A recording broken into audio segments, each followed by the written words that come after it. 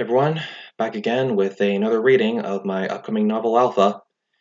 And today's extra special because it's a Super Bowl. Hope everyone enjoyed that. Alright, without wasting any time, let's jump right in. Chapter 3.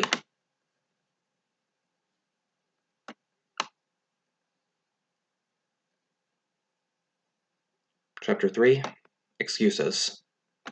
I was sitting on the front porch waiting for Mikey to show up. It had been at least 2 hours after Amber made the call. She said that Mikey would come soon, but I had a feeling that he was just trying to come up with another one of his lame excuses. Amber was standing by the front door right behind me, wanting to see the dickhead get what's coming to him. And I couldn't blame her. After what he did, she was willing to see him get his balls ripped off or something like that. After another 30 minutes of waiting, the devil himself pulled up in his white pickup truck, its clean surface reflecting the sun to our eyes. The bastard always did like keeping his things nice and shiny, a trait that didn't transfer to his attitude very well. He stepped out onto the lawn wearing a faded pair of jeans, a collared shirt, and a pair of cheap sunglasses, the look of a pure douchebag. He also had a ridiculous smile as if last night never happened. "Hey guys," he said while walking towards us. "Still doing fine, I see." I stood up from my spot on the porch while Amber took a spot next to me. "As fine as we can be with people like you around," she said coldly. Mikey stopped walking halfway between his car and the front of the house. He knew things were going to end badly for me and set himself up to run away if things got messy. "Mikey, give me one good reason why I shouldn't gouge your eyes out right now," I said, adding to the tension. "Come on, man, it was a freaking joke," Mikey feebly defended. "Oh really? A joke to you is leaving me in the middle of the fucking desert miles away from a military compound?" I shouted. "I didn't know we were near a military compound at the time. Amber, you know I wouldn't do something like that on purpose, right?" Mikey said, shifting towards his former flame for help. Amber just gave a straight-faced response. "Why'd you ask one of your bitches?" Mikey knew he was trapped. "Geez, are we still on that? What, you guys bring me all the way here just to chastise me?" "A guy like you deserves all the chastising in the world," I said, moving a few steps toward him. He moved back and lifted his hands in a defensive manner. "It's not like I meant to do it, John, I swear," he said. "Then why'd you do it, asshole, huh? And don't say the devil made you do it because the only devil around here is you." My anger was writhing as I kept moving toward Mikey, causing him to trip on a sprinkler and fall on his back, his sunglasses falling off in the process. All this while Amber watched with interest as she wanted to see me absolutely brutalize the little prick. I was standing over him as he stared me right in the face, eyes wide with fear, with every reason to as well. "You're the one who overdoses frequently, not me," he said stupidly. That just about did it for me. I leaned down, grabbed his shirt, and prepared to knock his teeth loose. "Beat that cocksucker down," Amber called out from the sidelines. I was more than happy to oblige. I had him completely in my control, although I have to admit I felt sorry for the punk. Almost. "Have you ever given in to peer pressure, John? Have you? Because let me tell you something. Those guys we met last night, they were some old college buddies of mine. You know I was one of the most popular guys in college, so I had a reputation to keep. You were drunk out of your mind already, and so they wanted to dump your drunk ass out in the middle of the nowhere and get just for a laugh, and I had to go along with it. They would have thought I had gone sots if I hadn't, so I had to. Have you ever gotten yourself caught in a situation like that? Have you, John?"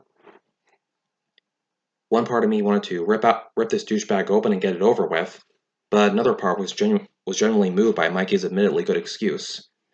I was one of those guys who fell victim to the popularity cycle that ran like a plague through high school.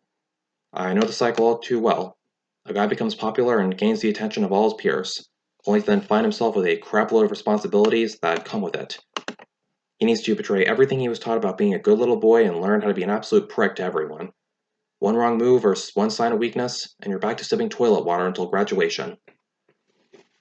I vaguely remember Mikey being a nice guy, but the moment one of his friends came along, he becomes one of the most insufferable assholes a person could ever meet. It's a pain we both shared. I just gave up on it a long time ago for a new type of pain.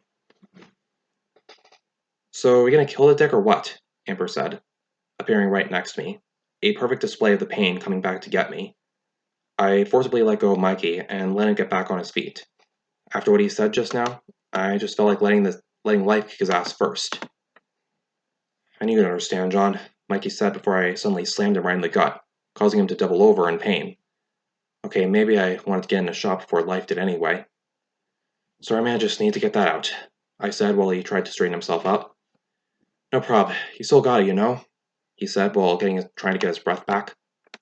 "Yeah. Was my nickname Iron Hands, John?" I asked. I don't doubt one bit, man, he said, his composure returning to him.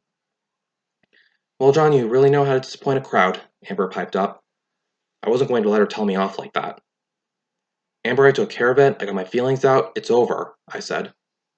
Nobody's, both of you, worthless piece of shit, she shouted, acting like one of those spoiled rich kids from a reality TV show. It was very funny, to say the least. Amber, please, Mikey started before I casually held my arm in front of him. Just leave it, man, let her throw a tantrum, I said, before he let the matter drop. Right, then. So, John, I still want to make it up to you for last night. So here's a little deal. My cousin is coming down here from Oregon for his wedding anniversary tonight, and I was planning on showing him a good time. I kind of knew where this was going. Let me guess, you need entourage. Yes, my friend, he corrected. Fuck it, I'm in, I said. Mikey then turned towards Amber.